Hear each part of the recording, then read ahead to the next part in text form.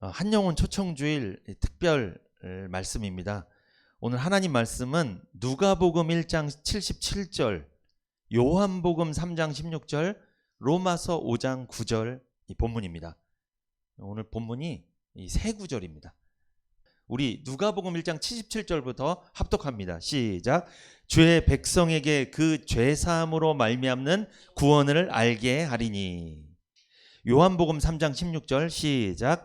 하나님이 세상을 이처럼 사랑하사 독생자를 주셨으니 이는 저를 믿는 자마다 멸망치 않고 영생을 얻게 하려 하심이니라. 아멘. 로마서 5장 9절 시작. 그러면 이제 우리가 그 피를 인하여 의롭다 하심을 얻었은즉 더욱 그로 말미암아 진노하심에서 구원을 얻을 것이니. 아멘. 성경에서 말하는 구원이란 무엇인가? 라는 제목으로 은혜를 나누겠습니다. 다 함께 인사 나누고 시작하겠습니다. 오늘은 인사 한번 하세요. 이렇게 한번 인사하겠습니다. 인생에서 하나님을 만나는 것만큼 중요한 일은 없습니다. 시작. 인생에서 하나님을 만나는 것만큼 중요한 일은 없습니다. 한 번 더 인사 나누겠습니다. 한 번 더. 시흥은혜교회는 그 만남을 주선하는 복된 교회입니다. 시작. 시흥은혜교회는 그 만남을 주선하는 복된 교회입니다. 아멘. 마지막으로 인사 한번 나누겠습니다. 시흥은혜교회에 오신 여러분 환영합니다. 오늘 꼭 하나님 만나고 가세요. 시작. 시흥은혜교회에 오신 여러분 환영합니다. 오늘 꼭 하나님 만나고 가세요. 아멘. 오늘 꼭 하나님 만나고 가세요. 신앙생활의 목표는요, 하나님 만나는 것입니다. 그런데 하나님 만나려면요, 구원받아야 됩니다. 그러므로 신앙생활하는 궁극적인 목적은 구원에 있습니다. 구원받는 것은요, 신앙생활하는 사람들에게 최대의 복입니다. 그런데 안타깝게도 교회 다니는 사람 중에 구원받았다고 입으론 말하지만 구원의 의미도 정확하게 알지 못하면서 구원받았다고 말하는 분들이 있습니다. 뭔가 이상하죠? 구원이 뭔지도 모르는데 구원받았다고 말하면 좀 곤란합니다. 곤란한 거예요, 굉장히.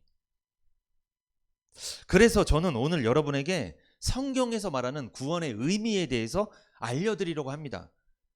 오늘 제 설교를 들어보시고 구원의 의미를 알게 되신다면 어떤 사람이 구원받은 사람인지 분별하게 됩니다.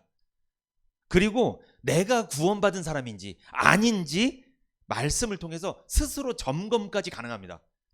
오늘 말씀 한번 잘 들어보세요. 나를 한번 대입해 보세요. 내가 어떤 사람인지, 내 주변에 같이 교회 다닌 사람이 어떤 사람인지 사실 알 수가 있어요. 성경에서 말하는 구원이란 무엇일까요? 교회에서 그렇게 구원을 이야기 많이 하는데 구원이 뭡니까? 자, 첫 번째 같이 읽어볼까요? 시작. 죄사함 받는 것이 구원입니다. 죄사함 받는 것이 구원이에요. 누가복음 1장 76절에서 77절 같이 한번 읽어볼까요? 시작. 이 아이여, 내가 지극히 높으신 이의 선지자라 일컬음을 받고 주 앞에 앞서가서 그 길을 예비하여 주의 백성에게 그 죄사함으로 말미암는 구원을 알게 하리니. 이 누가복음 1장 76절에서 77절이 무슨 말씀이냐면 세례 요한이라는 사람이 있습니다. 예수님보다 더 앞서 예수님의 길을 준비했던 사람이에요. 이 세례 요한의 아버지가 사가랴라는 사람입니다. 그 사람이 성령의 감동을 받아 자신의 아들 세례 요한이 장차 예수님의 길을 준비하는 사명을 가질 것을 예언하면서 찬양한 내용이에요. 여기 누가복음 1장 76절에 이 아이여, 누굴까요? 이건 예수님을 말하는 게 아니에요. 누구예요? 세례 요한을 말하는 거예요. 세례 요한의 사명과 역할은 누가복음 1장 77절에 예언되어 있습니다. 사람들에게 죄사함으로 말미암는 구원을 알게 하는 거예요. 다시 말씀드립니다. 세례 요한의 사명이 뭘까? 역할이 뭐예요? 죄사함으로 말미암는 구원을 알게 하는 거예요. 죄사함으로 말미암는 구원, 이것은 무슨 뜻이냐? 죄사함이 구원의 필수적인 요소라는 뜻이에요. 죄사함이 빠지면 구원이 아니라는 겁니다. 죄사함은 구원의 핵심 요소입니다. 왜 그럴까요? 죄가 해결되지 않으면 하나님과의 관계 회복도 불가능하기 때문입니다. 예수님께서 십자가에서 우리의 죄를 대속하심으로 구원을 다 이루셨습니다. 우리가 예수님을 믿고 죄사함을 받을 때 참된 구원을 경험하게 되는 거예요. 죄가 해결되지 않으면요, 참된 구원도 없습니다. 죄사함은요, 구원의 부분적인 요소가 아니에요. 구원의 본질이면서 핵심입니다. 죄사함 받았습니까? 너무 중요한 부분이에요, 이게. 마태복음 3장 1절에서 2절 같이 읽어봅니다. 시작. 그때 세례 요한이 이르러 유대 광야에서 전파하여 가로되 회개하라 천국이 가까웠느니라 하였으니, 세례 요한은요, 유대 광야에서 회개하라 천국이 가까웠느니라 하면서 사람들이 죄를 깨닫고 돌아오도록 외쳤습니다. 이것은요, 예수님께서 이루실 죄사함과 구원을 예비하는 과정이었어요. 준비 과정이었어요.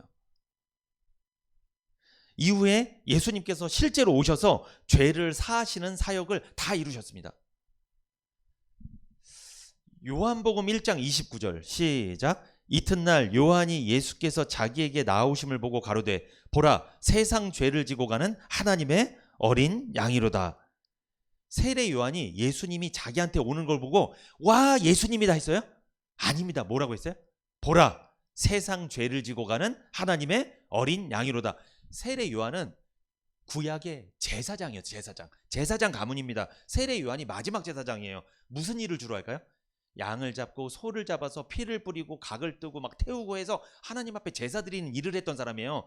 그러면 자기가 그토록 많이 잡았던 양이 결국 누구를 말하는 거예요? 그게 앞으로 오실 예수님, 내 죄를 해결하기 위해서 몸이 찢기시고 피 흘리시고 죽으시고 부활하실 그 예수님을 생각하면서 양을 잡았던 거예요, 그 사람. 그런데 그 예수님이 실제 예수님이 오신 거예요. 그래서 예수님이다 안 하고 어떻게 했어요? 보라 세상 죄를 지고 가는 하나님의 어린 양이다. 내가 그동안 그렇게 잡으면서 제사 드렸던 그 양의 그 양은 모형이고 실제가 오셨다 이 뜻이에요. 실제가. 예수님은 무슨 죄를 지고 가는? 세상 죄를 지고 가는 하나님의 어린 양이다. 나와 모든 사람들의 죄를 어떻게? 사해 주려고, 죄 사함 받게 하려고 내 대신 죄를 지고 가는 어린 양이다. 이렇게 표현한 거예요. 그러니까 예수님은 죄 사함 받게 해주시는 분이라는 거죠. 그걸 세례 요한은 알았어요. 그래서 이런 고백을 한 거예요. 요한복음 19장 30절 시작. 예수께서 신 포도주를 받으신 후 가라사대 다 이루었다 하시고 머리를 숙이시고 영원히 돌아가시니라. 예수님 마지막 십자가에서 외치신 말씀 뭡니까? 다 이루었다. 무엇을 다 이뤘다는 거예요? 죄 사함을 다 이뤘다는 거예요. 죄 문제를 다 해결했다는 거예요. 다 이뤘다.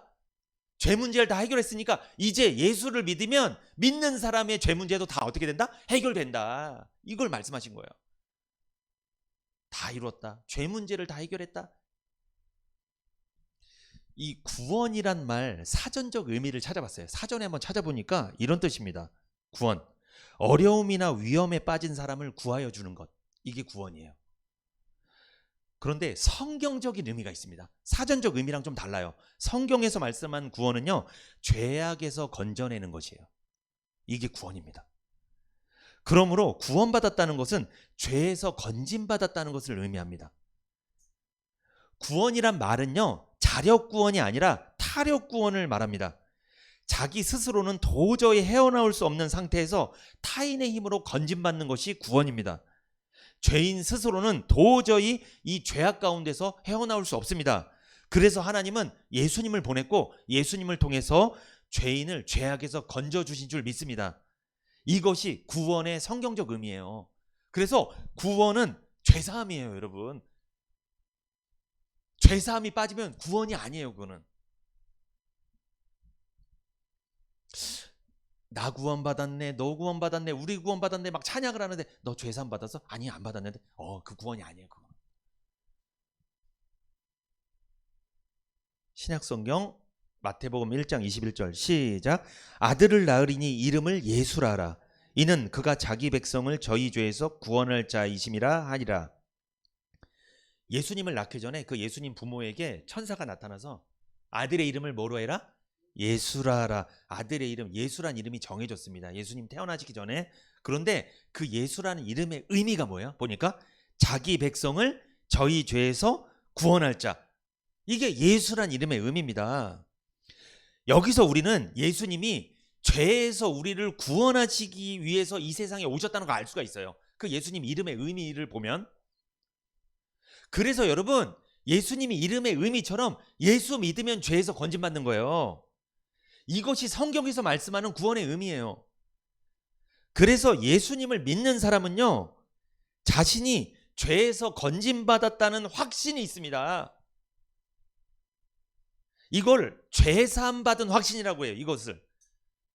확신은 믿음이죠. 그러니까 나는 죄에서 벗어났다, 죄에서 해방됐다, 난 죄 문제를 해결받았다라는 믿음이 있다고요. 마음속에. 이 사람이 제대로 구원받은 사람이야. 그런데 나는 죄 문제 해결 못 받은 것 같아. 난 과거에 지은 죄든 현재의 죄든 미래의 죄든 나는 뭐가 남아있는 것 같아. 자꾸만. 이게 구원받은 게 아니에요. 죄사함 받았습니까? 예수 믿습니까? 같은 말이에요. 이게 예수 믿냐고 누가 물어보면 이게 무슨 뜻이라고요? 죄사함 받았냐 이거 물어보는 거예요. 왜? 예수라는 이름을 보니까 자기 백성을 저희 죄에서 건질 자라는 이름이니까 예수 이름을 믿으면 나 죄에서 건진받았구나, 이걸 알고 있어야 된다는 거죠. 내가 믿고 있어야 된다는 거죠. 이 중요한 말입니다. 예수 믿습니까? 죄사함 받았다는 확신이 있습니까? 아, 제대로 믿고 계시는군요. 너무 감사합니다. 누가복음 1장 77절 시작. 주의 백성에게 그 죄사함으로 말미암는 구원을 알게 하리니. 여러분, 죄사함으로 말미암는 구원을 알리는 것이 복음을 전하는 거예요. 이게 전도예요. 이게. 세례 요한은요, 광야에서 죄사함으로 말미암는 구원을 사람들에게 알려줬습니다. 세례 요한은 복음을 전한 거예요. 우리도 죄사함이 구원이라는 것을 알려야 됩니다. 주변에 적극적으로 복음을 전해야 됩니다. 지금 세례 요한은 광야 생활 중에 있죠. 우리도 마찬가지입니다. 교회 생활이 곧 광야 생활입니다. 그러므로 세례 요한처럼 광야에서 복음을 전하며 우리도 외쳐야 됩니다. 죄사함이 곧 구원이라는 것을 사람들한테 알려줘야 돼요. 그냥 나 모태신앙이니까, 나 어려서부터 교회를 다녔으니까 난 구원받았다, 이게 구원이 아니고요. 죄사함 받는 게 구원이다, 이거 알려줘야 돼요. 이거. 누가복음 1장 77절에 보면 여러분, 구원이란 말이 나오죠. 여기서 이 구원은요, 당시에 사람들은요, 유대인들 이 당시에 뭐라고 생각했냐면 정치적인 해방이라고 생각했어요. 로마의 압제를 받고 있었기 때문에 우리나라 일제시대처럼 로마로부터 벗어나는 걸 구원이라고 생각했단 말이에요. 그 사람들은. 근데 이 누가복음 1장 77절의 구원은요, 정치적 해방의 의미가 아니에요. 그거 아니에요. 또 도덕적인 변화도 아닙니다. 이것은. 사람들은요, 내가 교회 다니면서 뭐가 변화되고 뭐 도덕적으로 깨끗해지고 죄를 10개 졌는데 교회 다니고 나서부터 5개밖에 안 짓는데, 그러면서 나는 뭐 받았대? 구원 받았대. 큰일 날 소리입니다. 이 구원이 아니에요. 이거는 도덕적인 어떤 변화, 성품의 변화, 이거 말하는 게 아니에요. 여러분, 헷갈리시면 안 돼요. 막 감정의 변화, 느낌의 변화. 아, 나 집사님 구원 받았어요? 아, 작년까지는 좀 온 것 같은데 올해는 안 된 것 같다. 왜 그렇게 생각하시냐고. 작년엔 제가 예배 안 빠지고 잘 다녔거든요. 근데 올해는 너무 많이 빠졌어. 올해는 구원 아닌 것 같아. 작년은 맞는 것 같은데. 이게 잘못된 거예요. 이게 느낌, 감정, 내 생각 잘못된 겁니다. 이거 무슨 도덕적 변화가 아니에요. 예수 그리스도의 십자가 대속을 통해서 이루어지는 죄사함을 의미합니다. 이게 구원이에요. 예수님은 우리 죄를 대신 지고 십자가에서 죽으셨습니다. 이 사실을 믿는 자에게 죄사함을 선물해 주신 줄 믿습니다. 그러니까 예수 믿으면 뭘 선물 받아요? 죄사함을 선물 받는 거예요. 그래서 이사야 53장 5절 6절 시작. 그가 찔림은 우리의 허물을 인하며 그가 상함은 우리의 죄악을 인함이라. 그가 징계를 받음으로 우리가 평화를 누리고 그가 채찍에 맞음으로 우리가 나음을 입었도다. 우리는 다 양 같아서 그릇 행하며 각기 제 길로 갔거늘 여호와께서는 우리 무리의 죄악을 그에게 담당시키셨도다. 우리는 각기 다 제 길로 갔는데 여러분, 여호와께서 우리 죄를 누구한테 담당시켰어요? 예수님한테 담당시켰어요. 그럼 예수님이 하신 일 뭐예요? 우리한테 와서 죄 사함 받게 해주신다는 거죠. 자기가 찔리고 상하고 채찍에 맞고 징계를 받음으로 우리에게 죄사함을 선물해 주셨다는 거예요. 믿습니까? 이 죄사함은요, 구원의 핵심입니다. 핵심. 사도행전 10장 43절 시작. 저에 대하여 모든 선지자도 증거하되 저를 믿는 사람들이 다 그 이름을 힘입어 죄사함을 받는다 하였느니라. 아멘. 여기서 저는 누굴 말할까요? 예수님이에요. 예수님에 대하여 모든 선지자도 증거하되 예수를 믿는 사람들이 다 예수의 이름을 힘입어 뭘 받는다? 죄사함을 받는다 하였느니라. 이게 구원입니다. 이게 오늘 구원에 대한 의미 아셨죠? 훌륭합니다. 정말. 누가 구원이 뭐예요? 물어보면 10원 빼기 1원 이런 거 진짜 하지 마시고, 진짜 그거 하면 안 돼요. 그런 거 뭐 장난하는 것도 아니고. 구원이 뭡니까? 뭐예요? 구원은 뭐다? 죄사함 받는 거예요. 예수님이 당신 죄를 다 갖고 가셔서 다 해결하셔서 이걸 믿는 게 구원이에요. 죄사함 받는 거예요. 예수 믿으면 죄사함을 선물로 줍니다. 예수 믿으세요. 꼭 이렇게 얘기해 주세요. 아멘. 결국 구원받은 사람은 뭐 받은 사람? 죄사함 받은 사람입니다. 그래서 에베소서 1장 7절 시작. 우리가 그리스도 안에서 그의 은혜의 풍성함을 따라 그의 피로 말미암아 구속 곧 죄사함을 받았으니, 이런 말씀이 너무 많이 나와 있어요. 우리가 그의 은혜의 풍성함을 따라 그의 피는 누구 피? 구약에는 염소피, 소피 이게 아니고요. 누구 피? 예수님의 피로. 예수님의 피로 말미암아 구속 곧 죄사함을 받았다. 이단 교주들 나쁜 사람들입니다. 자기들은 우리를 위해 피 한 방울 안 흘려놓고선 우리 죄를 용서했다고, 자기가 하나님이라고, 자기가 예수님이라고. 거짓말쟁이들. 오히려 그들은 우리 피를 쪽쪽 빨아먹으려고 아주 그러고 있는데 속지 마세요, 여러분. 우리는 예수님의 피로 말미암아 죄사함 받은 줄 믿습니다. 아멘. 골로새서 1장 13절에서 14절 시작. 그가 우리를 흑암의 권세에서 건져내사 그의 사랑의 아들의 나라로 옮기셨으니 그 아들 안에서 우리가 구속 곧 죄사함을 얻었도다. 그 아들 안에서, 아들 누구? 예수님 안에서 우리가 죄사함을 얻었다. 이게 구원입니다, 여러분. 이게.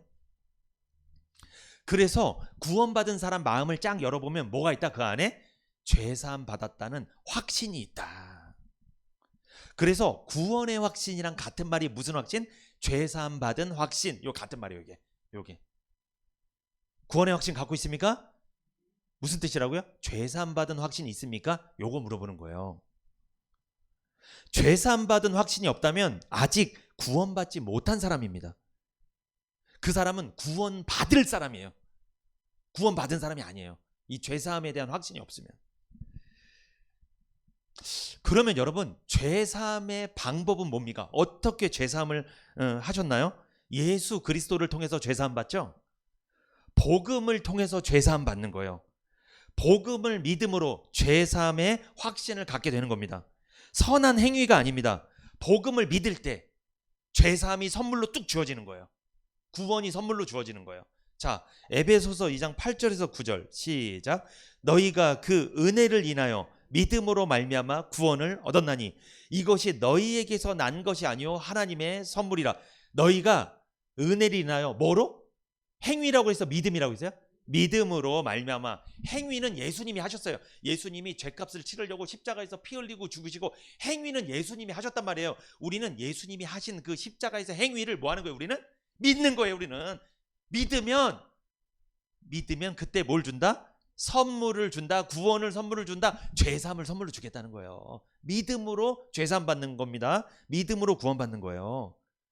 행위가 아닙니다. 만약에 행위를, 착한 행위, 선한 행위를 해서 구원받았다면 하늘나라 가서 우리는 하나님 앞에 자랑하겠죠. 하나님 저 보셨죠? 저 이렇게 착하게 살아서 여기 왔어요. 이렇게 자랑할 거 아니에요. 그거 자랑 못하게 하려고 하나님이 행위로 안 되는 거예요, 여러분. 안 돼요. 자, 선한 행위는 좋은 겁니다.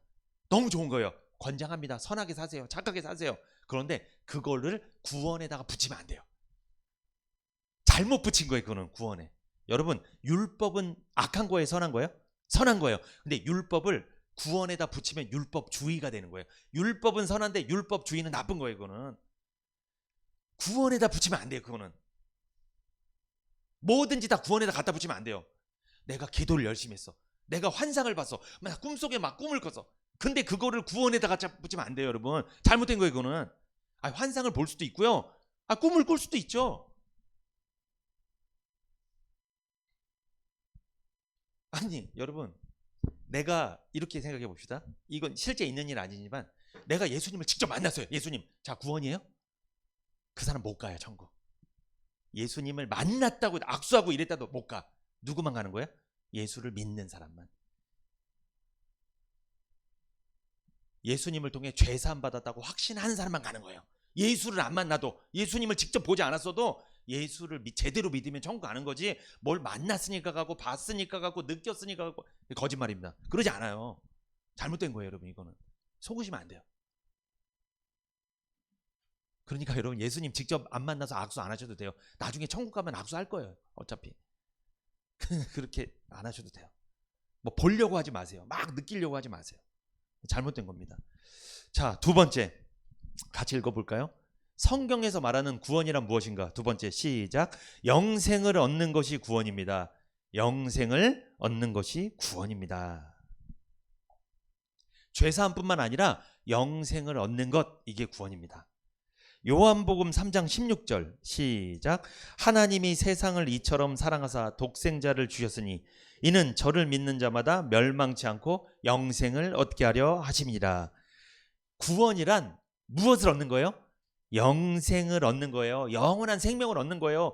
하나님이 왜 예수님 독생자를 세상에 보냈을까요? 요한복음 3장 16절은 뭐라고 말합니까? 멸망치 않고 뭘 얻게 하려고? 영생을 얻게 하려고. 영생을 얻게 하려고 예수님은 보냈다는 거예요. 여러분, 우리는요, 우리 부모님을 통해 우리가 받은 가장 중요한 선물이 있어요. 그게 뭘까요?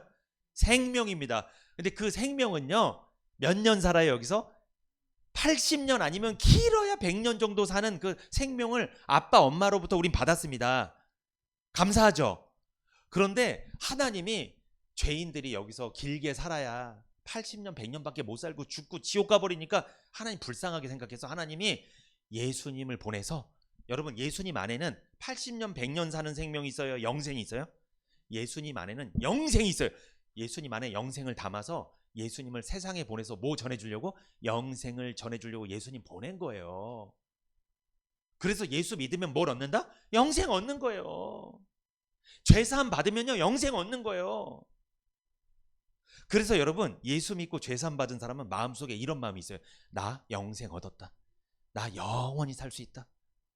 여기서는 80년 100년밖에 못 살지만 그 이후에 나는 영원히 천국에서 영원히 살 것이다. 이 마음이 있어요. 이 마음이. 그래서 여러분, 죽는 거 그렇게 두려워하진 않아요. 근데 이 영생의 확신이 없잖아요. 영생의 확신이 없다는 건 죄사함 받은 적이 있다 없다? 없다는 거예요. 그 사람은요, 죽는 게 두려워요. 불안해. 왜? 어디 갈지 모르니까.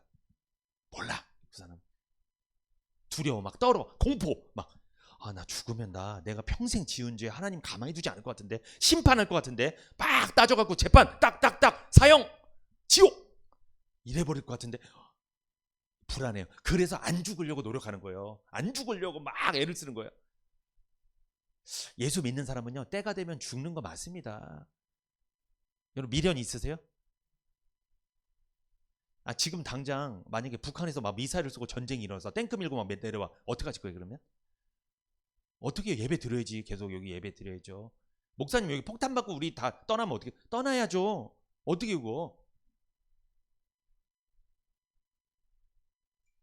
왜 떠날 수 있습니까? 우리는 죄산 받았잖아요. 영생 얻었잖아요. 천국이 마련돼 있잖아요. 우리 천국 상속받을 거잖아요. 뭐 이렇게 걱정이십니까? 이렇게 말씀드렸더니 얼굴 표정이 좀 걱정되는 분이 있는. 목사님, 그래서 여기서 아직 시집장가도 안 갔는데 좀 걱정되십니까, 여러분? 예수님이랑 결혼하면 되죠. 천국 가서 영원히 주님과 함께 살 건데.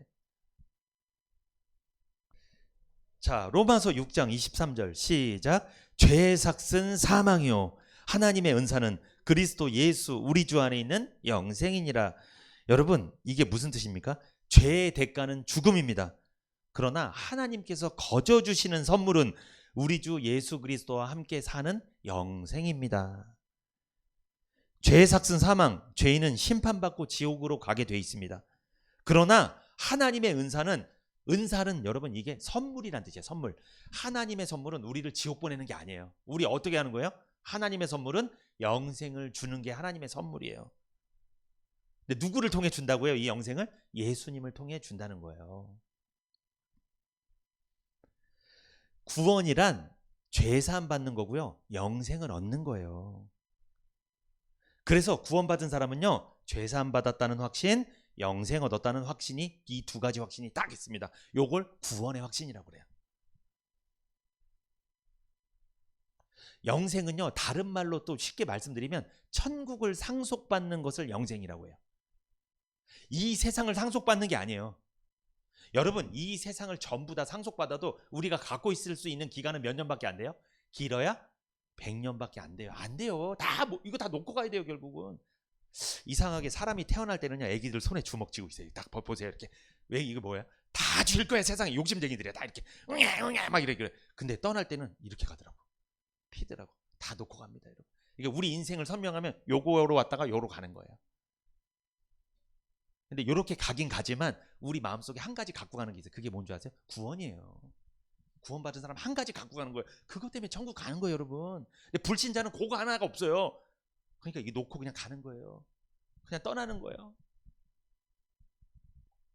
디모데후서 2장 10절 같이 읽어볼까요? 시작. 그러므로 내가 택하신 자를 위하여 모든 것을 참음은 저희로도 그리스도 예수 안에 있는 구원을 영원한 영광과 함께 얻게 하려 함이로라. 여러분, 바울이 뭐라고 말합니까? 내가 택하신 자를 위하여 모든 것을 참았다. 내가 구원받을 대상자들이 있었어. 그들에게 복음을 전하다가 매를 맞고 감옥에 갇히기도 하고 죽을 뻔도 하고 막 위협을 당하고 했는데, 살해 위협도 당했는데, 내가 그 모든 고난을 핍박을 견딘 이유는 택하신 자들이 있었기 때문이다. 구원받아야 될 사람이 있었기 때문이다. 왜? 그리스도 예수 안에 있는 구원을 영원한 영광과 함께 얻게 하려, 영생을 얻게 하기 위해서. 그러니까 바울은요, 고난과 핍박을 왜 견딘 거예요? 그 택함 받은 사람들이 뭘 얻게 하려고? 영생 얻게 하려고, 영생 선물 받게 하려고 자기가 견뎠다는 거예요, 여러분. 여기서 우리에게 주는 메시지, 여러분, 우리도요, 세상에서 당하는 고난과 핍박들을 견디셔야 됩니다. 왜 견디셔야 돼요? 내 주변에 나로 인해서 영생을 선물 받을 사람이 있어요, 반드시. 그게 내 남편일 수도 있고요, 자녀일 수도 있고, 내 가족 친지일 수도 있고, 친구일 수도 있고요, 내 부모님일 수도 있어요. 그래서 우리가 핍박, 고난 견뎌야 되는 거예요. 고난이 왔을 때 원망 불평하고 막 툭툭거리고 막 이래서는 안 돼요, 우리가. 왜냐하면 그런 모습을 통해 주변에 구원받아야 될 사람이 실망을 한단 말입니다. 하나님 믿는다면서 왜 그러냐는 거예요, 자꾸. 이런 말을 주변 사람한테 들으시면 안 돼요. 그러니까 그러면 그 사람이 영생 얻을 생각할까요, 안 할까요? 안 하죠. 안 해요. 안 해버려요. 그러면 전도가 안 되는 거예요. 그래서 바울이 그렇게 죽을 뻔했는데도 왜 견뎠는 줄 아세요? 죽을 뻔했는데 죽을 뻔한 사람같이 행동하지 않았단 말이에요. 담대하게 행동했어요, 바울은. 왜 그럴까요? 자기가 죽을 뻔했는데 나 죽겠어. 바울이 계속 이랬어, 마음에. 나 복음 전하다가 죽을 뻔했어. 산적 만나다 죽을 뻔했고, 유대인들이 나 죽이려고 했고 죽을 뻔했어. 이 말 계속하면은 주변에 있는 사람들, 여러분, 죽는 소리 계속하면 주변 사람들 어떻게 되는 줄 아세요? 다 죽어요. 다 죽는 소리 한다고, 주변 사람들 전부 다. 바울은 그러지 않았다는 거예요. 견뎠다는 거예요. 참았다는 거예요. 왜? 주변 사람들한테 영향을 주니까. 자꾸만 힘들어도 참았어요. 왜? 주변에 영생 선물 받을 사람이 있었기 때문에. 여러분, 내가 행동 되게 중요해요. 내 말이나 행동, 표정도 중요해요. 일그러져 있으면 안 돼요. 얼굴이 막 이렇게 일그러져 있으면 안 됩니다. 웃으셔야 돼요. 항상 이렇게 스마일, 웃어야 됩니다. 힘들어도 웃어야 돼요. 그러면 이런 거, 야, 예수 믿는 사람 좀 다르다. 저렇게 힘든데도 밝아. 이 사람 참 밝아. 예수 믿는 게 저런 거구나. 나도 한번 예수 믿어볼까? 근데 물어봐, 그 사람은, 그 집사님 삶이 그렇게 힘든데 왜 이렇게 웃고 다녀요? 제가 그 이유 말씀드릴까요? 왜 그런지? 저는 죄사함 받았기 때문에 그래요. 전 영생을 얻었기 때문에 그렇습니다. 저는 당신이 저처럼 영생 얻기를 원합니다. 그러면 여러분 당신도 행복해져요. 그럼 나도 한번 그렇게 해볼까? 이렇게 되는 거지. 항상 일그러져 있고 막 짜증 부리고 이러면 쉽지 않겠죠. 그러면 우리가 여러분 잘해야 됩니다. 이게 바울이 이 말씀이에요. 이게 로마서 8장 17절 같이 읽어봅니다. 시작. 자녀이면 또한 후사 곧 하나님의 후사요 그리스도와 함께한 후사니 우리가 그와 함께 영광을 받기 위하여 고난도 함께 받아야 될 것이니라. 자녀이면 후사, 후사는 상속자를 말합니다. 예수 믿고 죄사함 받은 사람, 이 사람은 상속자입니다. 그리스도와 함께한 상속자, 그와 함께 영광을 받기 위하여 영원한 영생을 받기 위해서 고난도 뭐한다? 함께 받아야 된다. 무슨 뜻입니까? 내가 죄사함 받고 영생을 얻었어요. 그러면 이 세상에서 당하는 고난도 받는다 안 받는다? 받아야 된다. 받되 너무 이렇게 막 그러지 말라는 거예요. 너무 이렇게 티내지 말라는 거예요. 너무. 예수 믿는 사람 다 잘 될까요? 안 될 수도 있을까요? 잘 될 수도 있고 안 될 수도 있어요. 구원을 못 받았다는 게 아니라 천국을 가지만 이 세상에서 고난이 많을 수도 있어요. 그때 우리가 잘해야 돼요. 그때 행동을 잘해야 돼요. 이 중요합니다, 여러분. 바울은요, 자신이 고난을 당하더라도 결국에는 영원한 영광, 이 영생이 기다리고 있음을 확신했습니다. 그래서 현재의 고난을 인내할 수 있었던 거예요. 우리도 마찬가지입니다. 우리도 현재의 고난과 어려움을 인내하고 참고 견뎌야 돼요. 내가 화가 나고 말을 딱 하려고 할 때 말하지 마세요. 그 말 때문에 구원받아야 될 사람이 낙심하고 넘어져 버리면 이거 하나님 생각할 때 하나님 마음이 상하는 거예요. 이게 굳이 그 말을 안 하면 이 사람이 교회에 올 수 있었을 텐데 굳이 그 말을 해갖고 이 사람이 교회를 안 와버려. 예수를 안 믿어버려 막. 여러분 우리 이 말 되게 중요해요. 이 말로 이 사람을 영원히 나락으로 보낼 수도 있어요. 잘못하면 큰일 나는 거예요. 이 중요합니다. 근데 어떤 분이 그러더라. 나만 천국 가면 되지 뭐 이런 분이 있어요. 이기적인 사람입니다. 이 사람은요 나중에 하나님 물어볼 거예요. 반드시. 왜 본인만 와서 가족이 10명 있었던 것 같은데?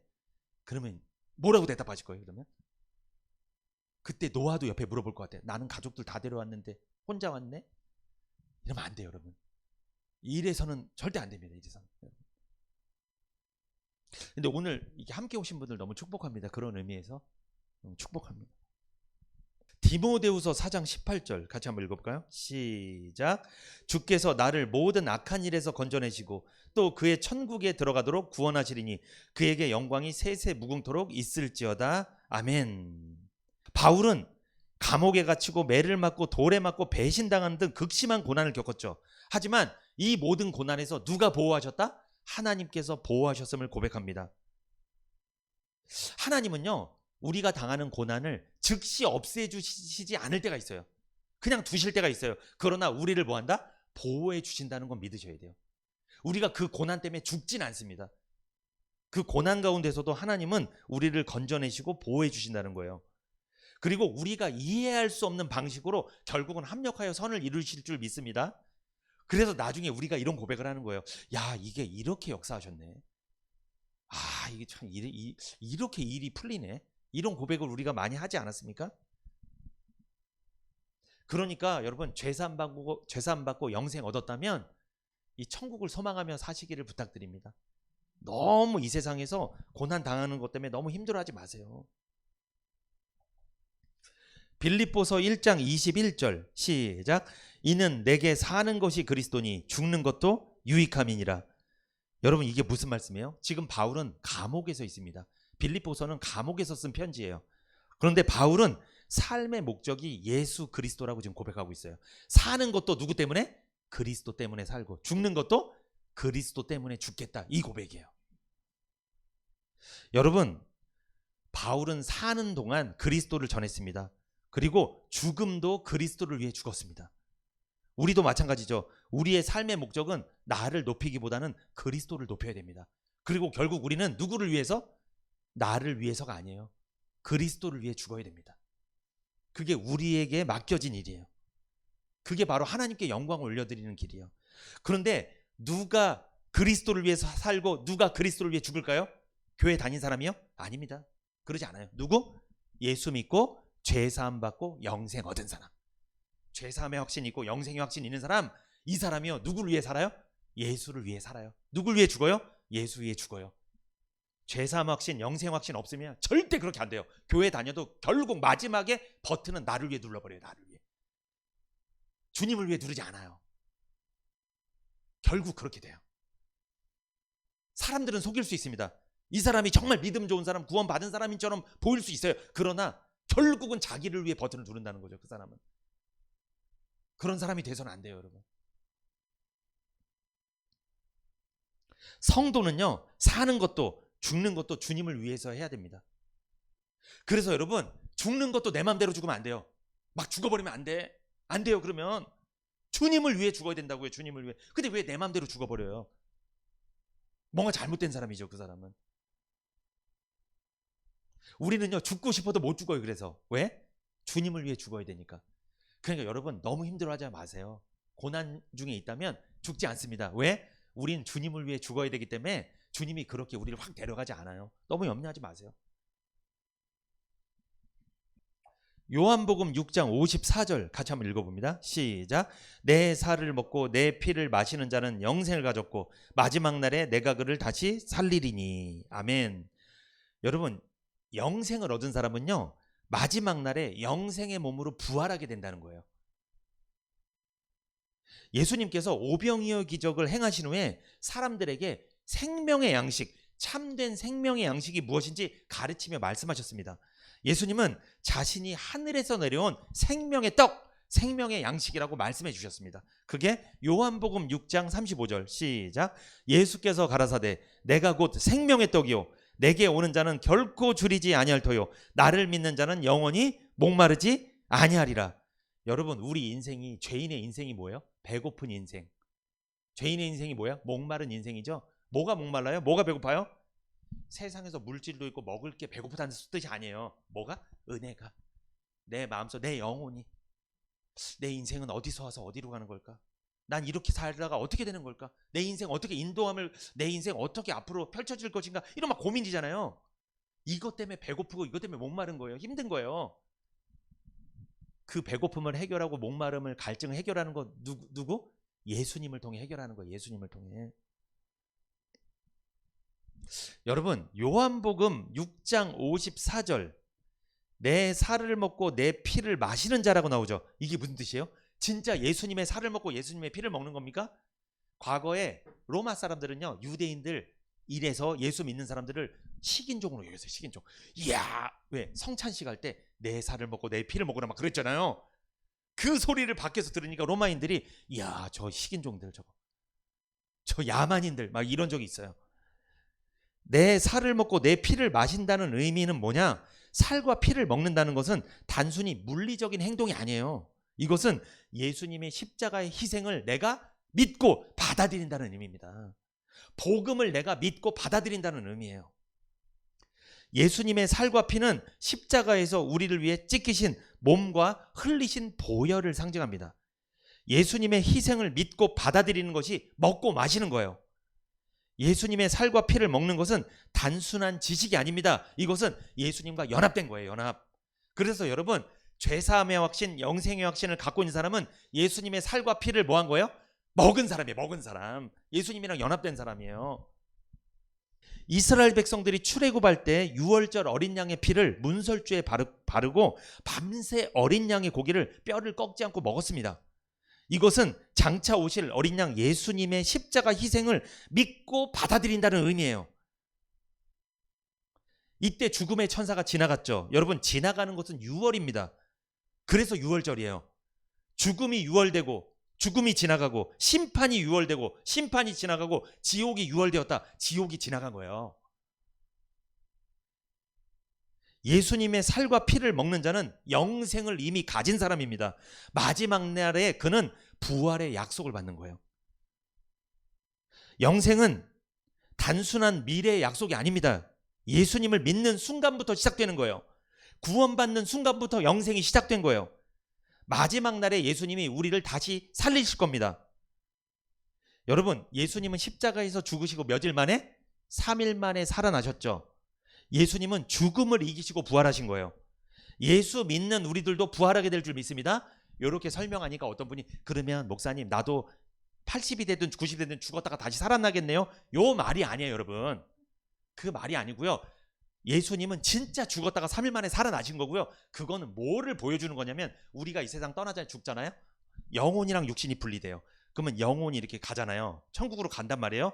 그러면 예수님 다시 오시면 예수님이 새로운 몸, 신령한 몸을 영혼이랑 붙여주세요. 연합시켜주세요.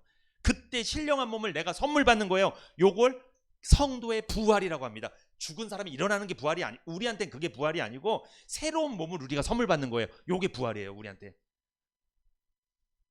믿습니까?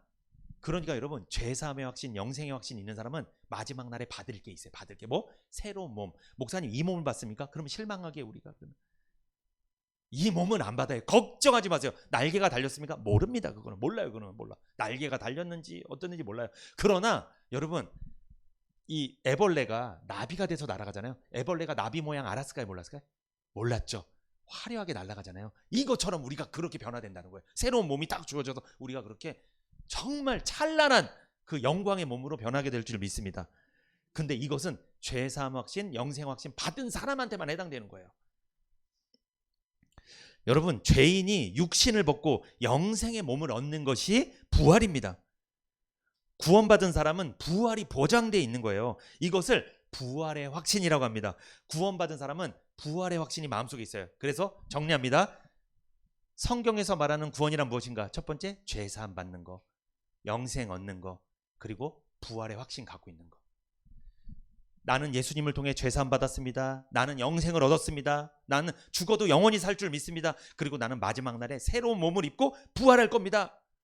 요걸 믿는 사람이 제대로 구원받은 사람이에요. 이 사람이 성경적으로 구원받은 사람이고요. 이 사람을 하나님의 자녀, 상속자라고 합니다. 하나님의 백성, 그리스도인, 성도라고 부르는 거예요. 믿습니까? 이제 결론입니다. 구원받고 천국과 영생을 보장받고 세상에서도 참 평안과 복을 누리고 살아가시기를 축복합니다. 날마다 이 구원받은 감격 속에, 죄사함 받은 감격 속에 영생과 천국을 소망하며 기대하며 지금의 이 고난과 어려움을 이겨내시기를 축복합니다. 아멘.